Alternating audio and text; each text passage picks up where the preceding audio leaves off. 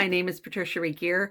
So, a lot of our content has to do with online facilitation tools that you might need. A lot of information that applies to the hybrid context as well. And I have my book, The Online Shift. But I'm also an in-person facilitator and speaker. Now, a lot of people are shifting back to in-person. So there's a few things you want to think about.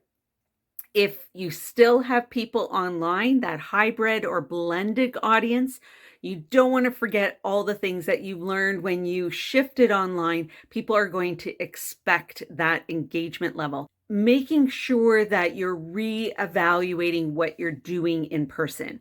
You adapted it to online. Now, if you're shifting back to in person, looking at your activities, the content that you used to use or used online, does it still fit to that in-person context? Things have changed over the last few years. So I definitely encourage you to reevaluate everything when you're going back to in-person and just take another look to see if it's still relevant, still engaging, or if there's anything that needs a refresh. These are some hot tips and encouraging you to enjoy your facilitation regardless of the context. Thanks for checking this out. My name is Patricia Regier.